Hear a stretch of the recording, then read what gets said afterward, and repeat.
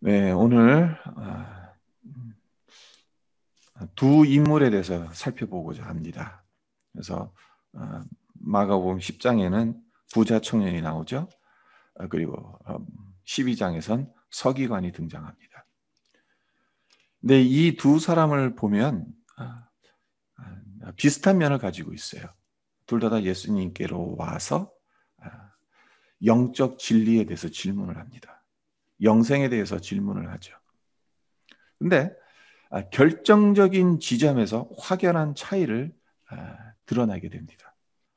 그것이 무엇인지 우리가 살펴보면서 참 예수님께서 이 부자 청년과 서기관을 대하실 때 어떤 식으로 대하셨는지를 우리가 한번 보도록 하면서 근데 이 두 사람을 대하실 때 예수님의 그 태도도 좀 다르다는 것을 우리가 볼 수 있거든요. 우리가 그런 부분들을 한번 보도록 하겠습니다. 먼저 부자 청년을 보면 부자 청년은 어떤 자죠? 그리고 무엇 때문에 예수님을 찾아왔습니까? 오늘 본문인 마가복음 10장에선 단지 재물이 많은 청년으로 묘사하고 있지만 병행 구절인 누가복음 18장 18절과 23절을 보면 큰 부자라고 되어 있어요. 그리고 부자일 뿐만 아니라 관리라고 묘사되어져 있습니다. 그러니까 젊은 나이에 재물도 얻었어요. 그리고 관리가 됐어요. 뭐 그 당시나 지금이나 관리, 그러니까 하급 관리인지 고급 관리인지는 잘 모르겠습니다만은 아마도 고급 관리가 아닐까라는 추측을 할 수가 있죠. 입지전적의 인물이라고 할 수가 있습니다. 젊은 나이에 부도 축적했고 또 관리의 자리까지 나갔고 그리고 이것뿐만이 아닙니다. 영적 구도자이기도 했다라는 거예요.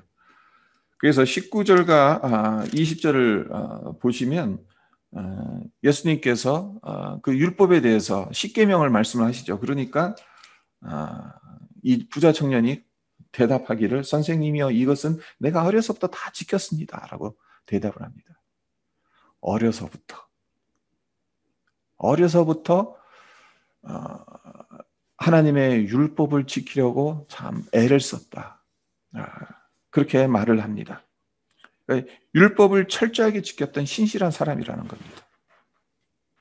오늘날로 치면 엄친아도 이런 엄친아가 없는데 그런 그가 무엇을 해야 영생을 얻을 수 있는지 묻기 위해서 예수님께로 나아오죠. 정말 많은 것을 얻었어요. 젊은 나이에 참 그가 할 수 있는 최선의 것을 다 했어요. 세상적으로도 성공을 했고 또 유대교 안에서도 정말 최선을 다해서 하나님의 말씀을 지키려고 했어요. 그런데도 어떻다는 겁니까? 여전히 부족한 것을 발견하게 돼요. 세상적인 성공과 또 하나님의 말씀을 그토록 몸부림치면서 지키려고 했던 것이 그렇다고 해서 그것이 그에게 어떤 영적 만족을 가져다 주지 못하는 거예요. 영생을 얻었다라는 그 확신이 들지 않는 거예요. 그래서 예수님께로 나와가지고 무엇을 해야 영생을 얻을 수 있는지를 묻습니다. 그것을 깨닫고 싶은 거죠. 정말 무엇을 해야 영생을 얻을 수 있을지를 깨닫기를 원해서 예수님께로 나왔던 것입니다. 이 청년의 질문에 대해서 예수님께서 뭐라고 대답을 하십니까? 18절에 보시면 예수님께서 이렇게 말씀하십니다. 내가 어찌하여 나를 선하다 일컫느냐? 하나님 한 분 외에는 선한 이가 없느니라. 이 부자 청년이 예수님께 나와서 이 부자 청년이 상당히 예의 바릅니다. 어느 정도로 예의가 바르냐면 17절 말씀을 보시면 한 사람이, 그러니까 예수님께서 길에 나가실새 한 사람이 달려와서 꿇어앉아 묻자오되라고 있어요. 그러니까 예수님 길에 걸어가시는 걸 보더니 그거 보자마자 허겁지겁 달려와가지고 예수님 앞에 와가지고 무릎을 딱 꿇으면서 아직 숨이 찬데도 예수님께 묻는 거예요. 선한 선생님이요, 내가 무엇을 하여야 영생을 얻으리까? 그동안 수많은 율법학자들을 만났습니다. 수많은 랍비들을 만났습니다. 근데 그들로부터 정말 이 마음이 뻥 뚫리는 그런 해결책을 받지를 못했어요. 그래서 예수님이 아주 위대한 분이라는 것을 소문으로 들었겠죠. 그래서 예수님 지나가시는 것을 보고 달려 나와서 무릎을 꿇고, 선한 선생님이여, 내가 무엇을 하여 영생을 얻을 수 있겠습니까? 라고 묻습니다. 아주 예의 바른 청년입니다. 근데 예수님께서 이 물음에 대해서 예수님은 어떻게 보면 좀 황당한 대답을 하세요. 이렇게 예의 바르게 묻고 있는데 예수님께서 뭐라고 말씀하십니까? 네가 어찌하여 나를 선하다 일컫느냐? 하나님 한 분 외에는 선한 이가 없다. 이 말씀은요, 나는 선하지 않다라는 의미로 말씀하신 것이 아닙니다. 이 말씀은 나를 한낱 납비로 여기면서 어찌 선하다고 하느냐고 물으시는 거예요. 그러니까 이미 예수님은 이 부자 청년의 마음을 꿰뚫고 계시는 거예요. 그죠? 그가 궁금한 것을 묻기 위해서 나온 겁니다, 예수님께. 그러니까 예수님을 구세주로 생각하면서, 메시아로 생각하면서 나온 것이 아니에요. 랍비로 생각하고 나온 것입니다. 그러면서 예수님께서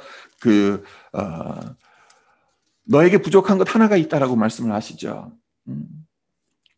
아직도 한 가지 부족한 것이 있다라고 21절에서 말씀하십니다. 그래, 네가 다 어려서부터 십계명 율법을 잘 지켰다. 그러나 너에게 부족한 한 가지가 있다. 그것이 무엇인가? 무엇입니까? 내게 있는 것을 다 팔아 가난한 자들에게 주라는 것입니다. 그것이 너에게 부족한 것이었다. 이 말씀을 하십니다.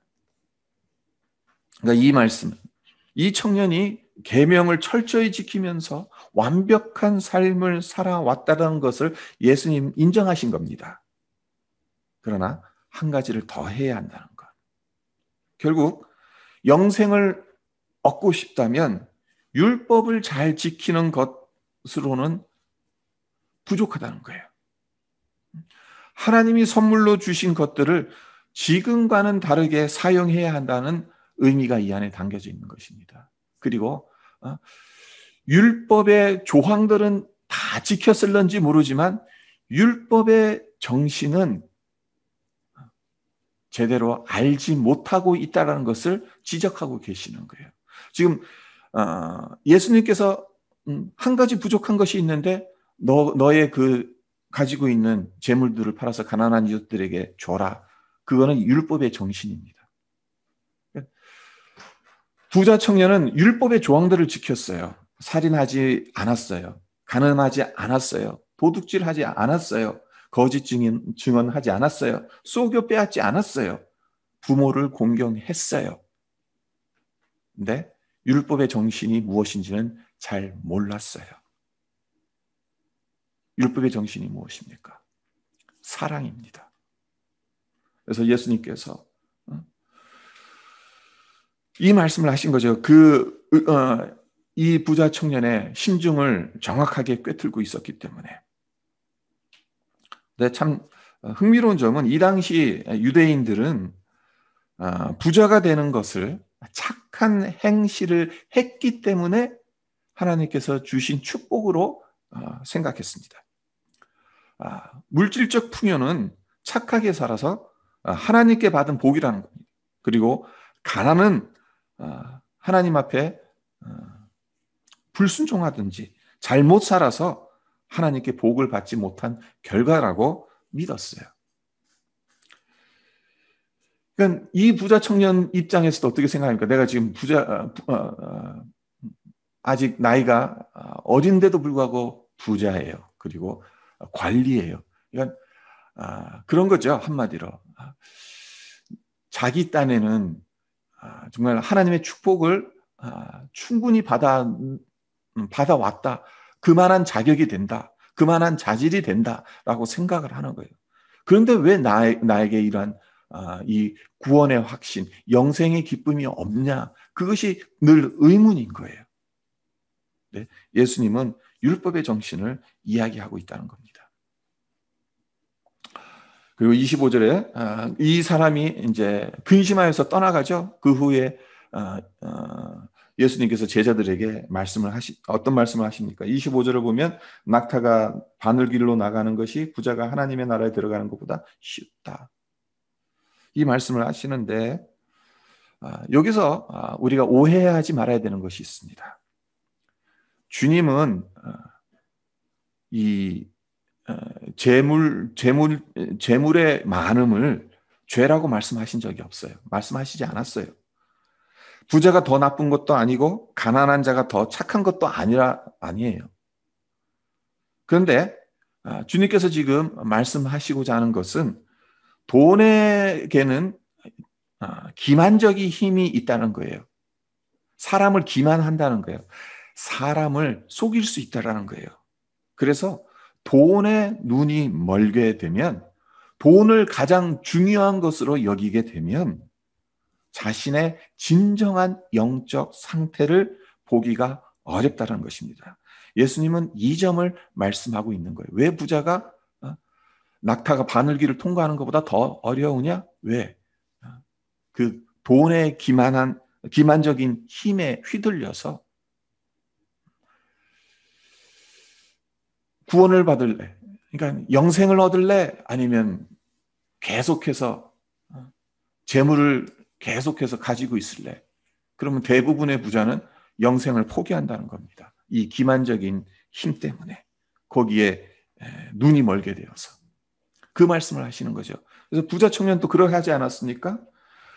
22절을 보면 그 사람은 재물이 많은 고로 이 말씀으로 인하여 슬픈 기색을 띠고 근심하며 갔다.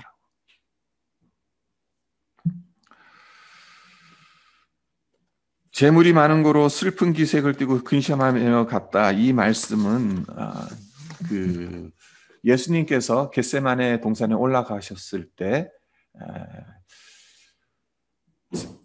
베드로와 세베대의 두 아들을 데리고 올라갑니다.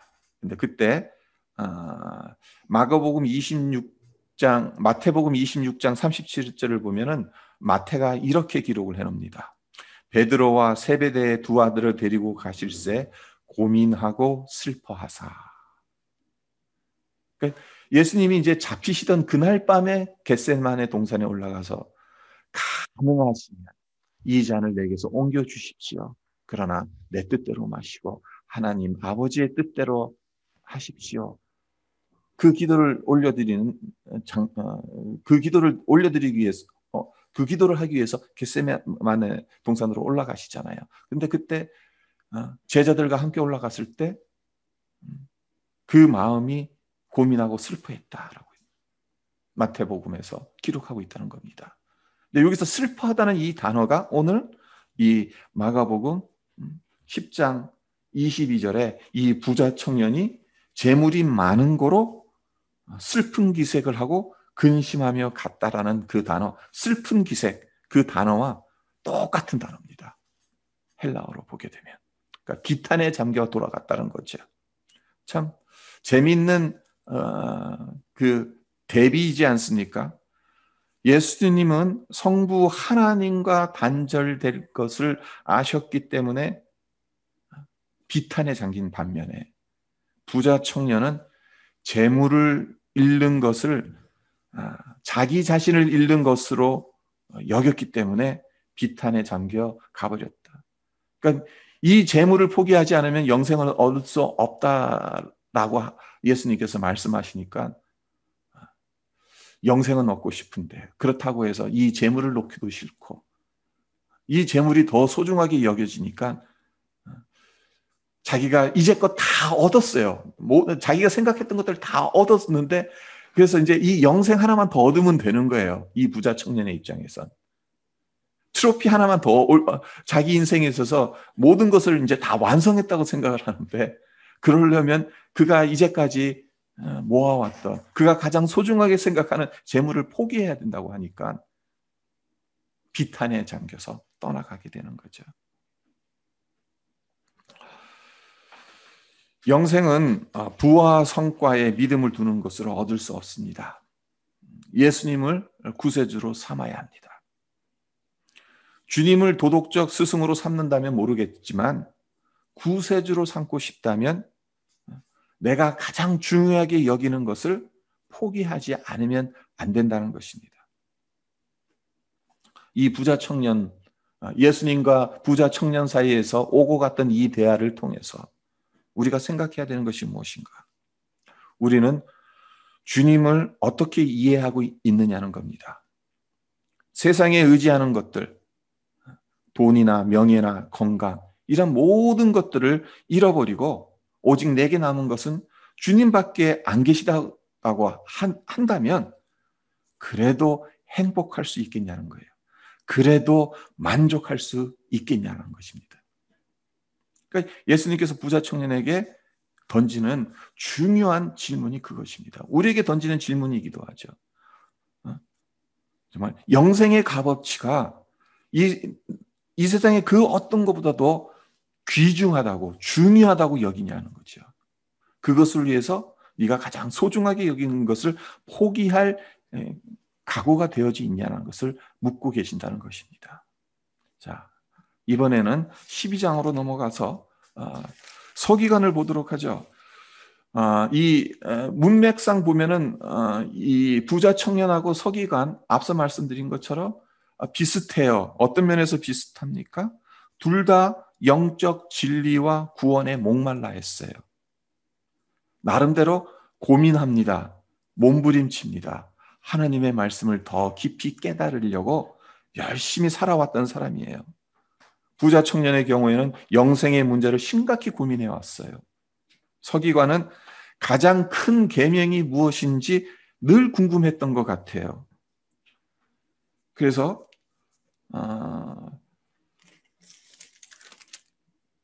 서기관 중 한 사람이 뭡니까? 나와서 예수님께 드리는 질문이 모든 계명 중 첫째가 무엇입니까?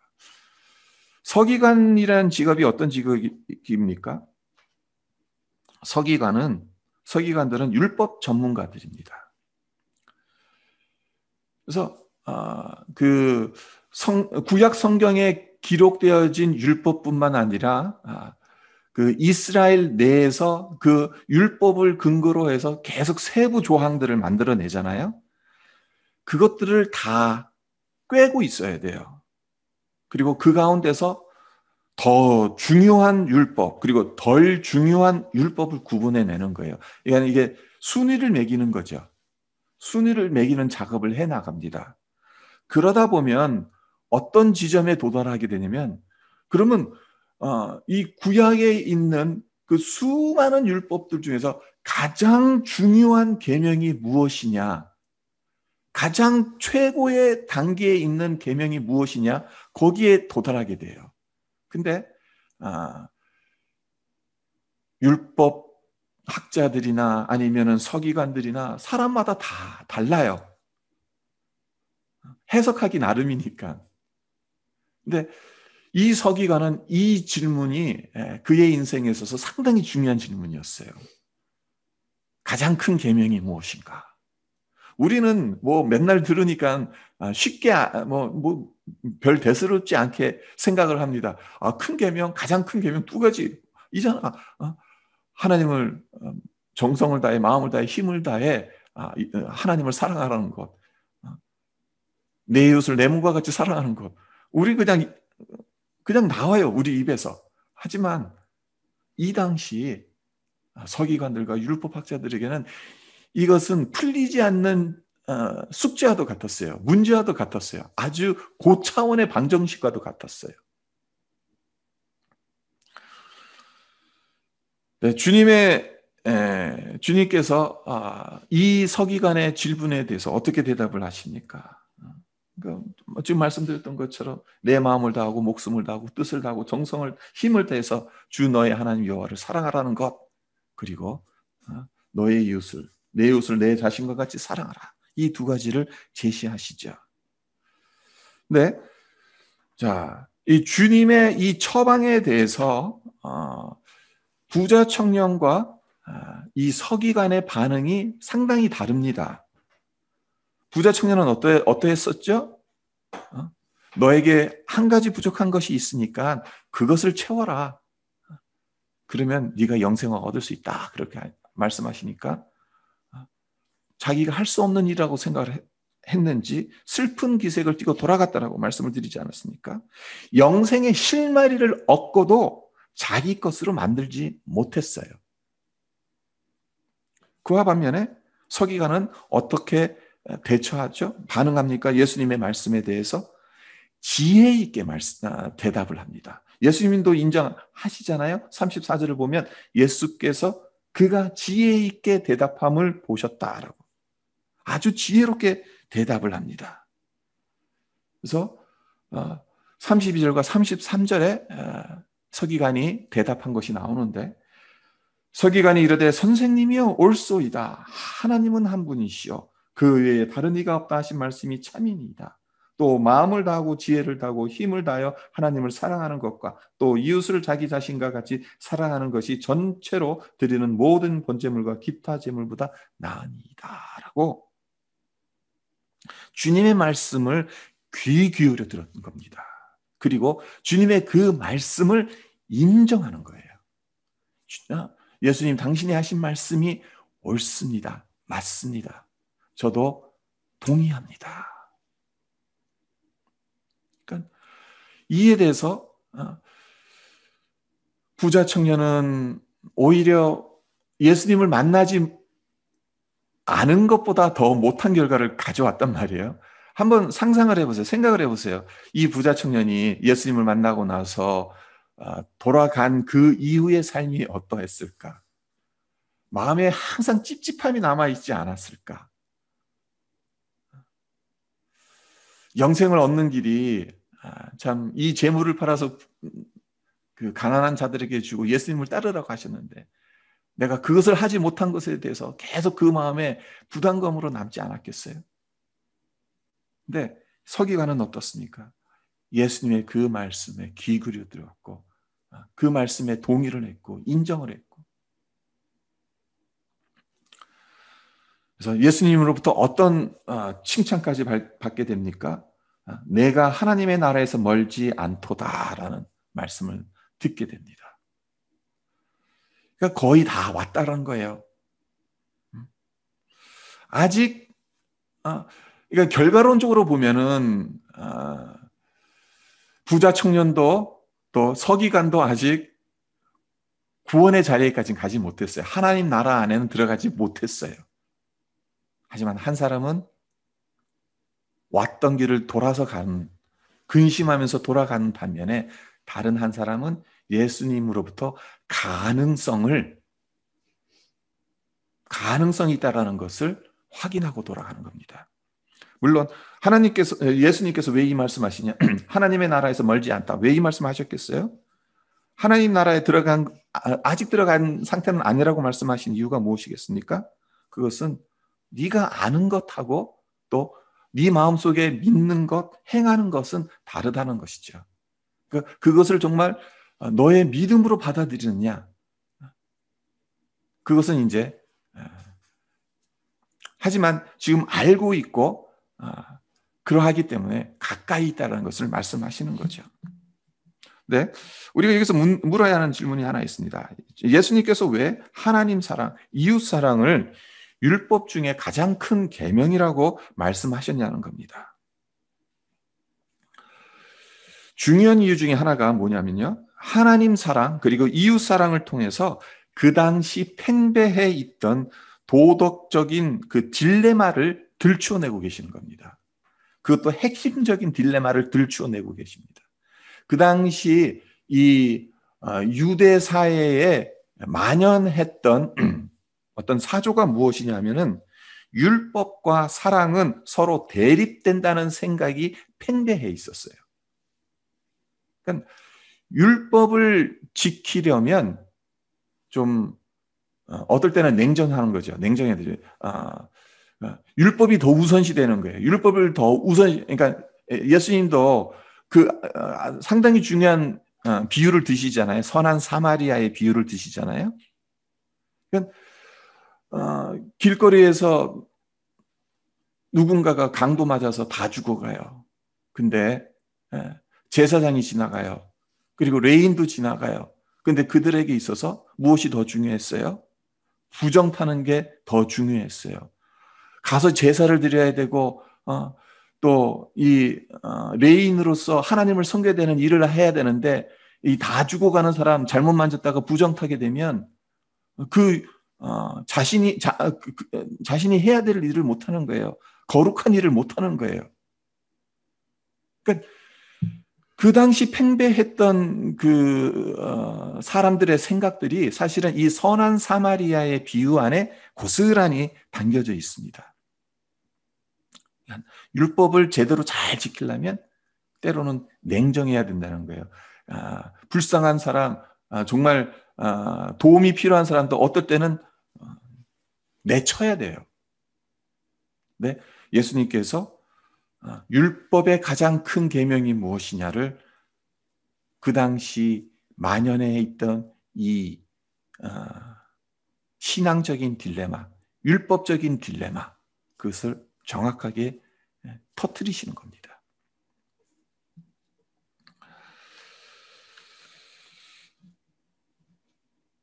그래서 예수님께서 말씀하시고자 했던 바는 사랑으로 순종하지 않으면 율법은 완성되지 않는다는 거죠.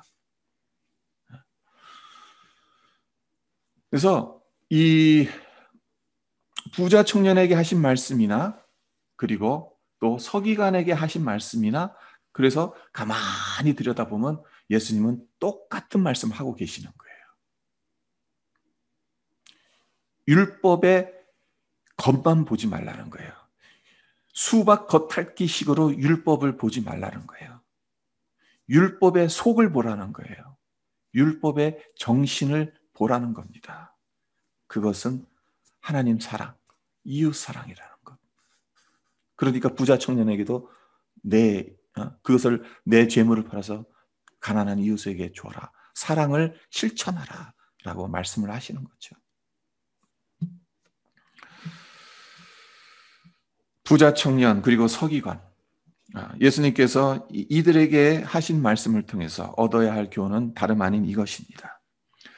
예수님이 진정한 부의 근원임을 깨닫게 된다면 우리가 소중하게 여기는 것에 대한 태도를 바꿔야 한다는 것입니다. 고린도후서 8장 9절에서 사도 바울이 이렇게 말합니다. 우리 주 예수 그리스도의 은혜를 너희가 알거니와 부유하신 이로서 너희를 위하여 가난하게 되심은 그의 가난함으로 말미암아 너희를 부유하게 하려 하심이라. 예수님이 원래 부유하신 분이요. 모든 것을 가지신 분이셨는데 그 부유하신 분이 우리를 부유하게 하시기 위해서 가난의 자리로 내려오셨다라. 예수님께서 당신의 전부를 우리를 위해 내어주셨으니까 우리 역시 예수님을 따르려면 가장 소중하게 여기는 것을 예수님께 내어드려야 하지 않느냐? 그것이 사도 바울이 말하고자 했던 것입니다. 이 마가복음 12장 33절 하반절에서 보면 아주 중요한 그 대답이 나와요. 서기관의 대답이 나오죠.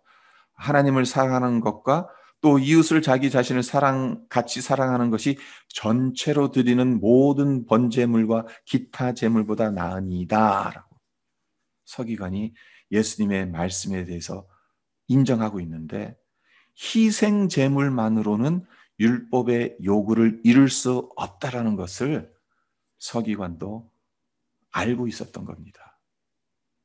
그렇게 몸부림치고 살아왔는데 이것만으로는 부족하다는 것을 알고 있었다는 거예요. 그렇습니다. 하나님의 나라는 우리의 선한 행위를 통해서가 이루어지지를 않습니다. 하나님의 은혜와 자비가 전적으로 필요함을 인정하는 것에서 시작됩니다. 그러하기에 우리 가운데 정말 하나님의 은혜, 하나님의 긍휼이 더더욱 필요하다는 거예요. 말씀을 맺겠습니다. 다른 종교의 경우, 이 세상의 많은 종교들을 보면요, 그 종교가 발원한 지역이 현재까지 중심지로 남아있는 경우가 상당히 많습니다. 힌두교도 그렇고요. 또 불교도 그렇고. 발생한 곳이 여전히 지금도 성지죠. 그런데 기독교는 시대를 따라 그 중심이 이동해 왔어요. 그러니까 처음에는 예루살렘에서 시작을 했다가 어떻게 이동을 합니까? 점점 서진하게 되잖아요. 로마 제국에 있다가 그리고 이제 유럽, 서유럽 쪽으로 넘어갔다가 미국으로 건너갔다가 그래서 한 바퀴 뺑 돌아서 이스라엘로 다시 돌아가게 되면 그때 예수님이 재림하신다라고 선교학자들은 말을 하고 있지 않습니까? 근데 왜 기독교는 시대를 따라서 그 중심지가 계속 이동하냐는 거죠. 앤드류 월스라는 유명한 기독교 역사가가 이런 말을 했습니다. 그 이유를 이렇게 말합니다. 예수를 믿는 믿음이 종교 권력으로 변질되고 기득권을 지키기 급급해지는 바람에 복음의 본질이 퇴색할 수밖에 없고 십자가의 낮아짐을 상실하는 순간 촛대는 다른 곳으로 이동할 수밖에 없다. 기독교 역사를 공부하다 보면 정말 이 말이 사실입니다. 기독교가 로마 제국의 국교로 인정받는 그 순간서부터 사실은 기독교는 퇴색의 길로 걸어갑니다. 그전에는 고난받는 종교였어요. 광야의 종교였어요. 그러나 이제 로마 제국의 국교로 인정받고 난 이후에는 그것이 통치 철학이 됩니다. 기독교가 통치 철학이 돼요. 권력의 중요한 도구가 되는 거예요.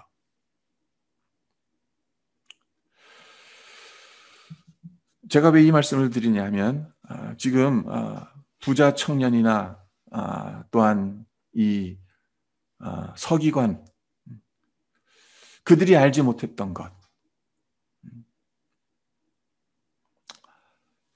하나님 앞에서 그 부자 청년이나 서기관은 기득권자들입니다.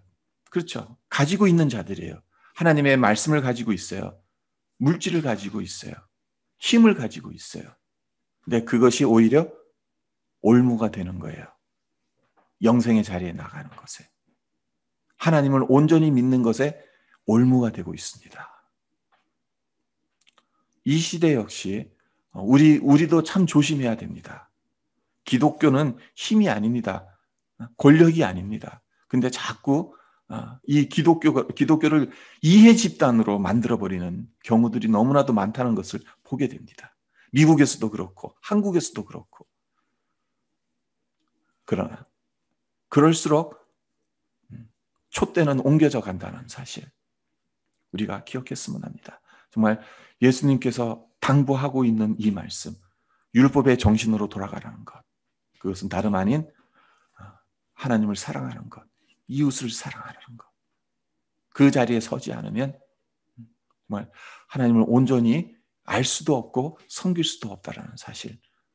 우리가 영생의 감격을 누리면서 살아갈 수 없다는 사실을 우리 마음속에 새겼으면 좋겠습니다. 그래서 우리가 이 세상을 살아가는 데 있어서 율법의 정신, 예수님께서 말씀하신 이 중요한 말씀 우리의 마음에 늘 새기며 살아가는 가운데 영생의 그 기쁨, 영생의 감격을 우리 삶 속에서 날마다 경험하면서 살아가기를 주님의 이름으로 축원드립니다. 자, 잠깐 기도하겠습니다. 하나님 아버지, 오늘 마태복음 10장과 12장을 통해서 부자 청년과 서기관 두 사람을 살펴보았습니다. 참 비슷한 것 같으면서도 다른 점이 있고, 또 주님께서 서로에게 대하시는 태도 역시도 다르다는 것을 보게 되지만, 주님께서 두 사람을 통해서 궁극적으로 우리에게 말씀하시는 것은 율법의 조항이 아니라, 율법의 껍질이 아니라 그 속에 담겨진 하나님의 마음을 헤아리는 것이고, 그것은 하나님 사랑과 이웃 사랑이라는 것을 하나님 우리가 들었습니다. 주님, 이것을 놓친다면 정말 부자 청년, 그가 모든 것을 소유했지만 결국에는 가장 중요한 것을 얻지 못한 채 근심하며 돌아갔던 것과 같이, 하나님, 정말 우리가 이 세상을 살아가면서 가장 중요한 것을 놓치면서 살아가지 아니하도록 주님과의 관계, 정말 영생의 자리, 구원받은 그 하나님의 백성으로서 살아가는 것이 이 세상에 그 어떤 것보다도 중요하고, 또한 그것을 위해서 하나님, 우리가 달려가야 하는 길은 하나님을 사랑하고 이웃을 사랑하는 길임을 하나님, 우리가 다시 한번 우리 마음에 새기게 하시고 그렇게 살아갈 수 있게 하여 주시옵소서. 감사드리며 예수님의 이름으로 기도합니다. 아멘.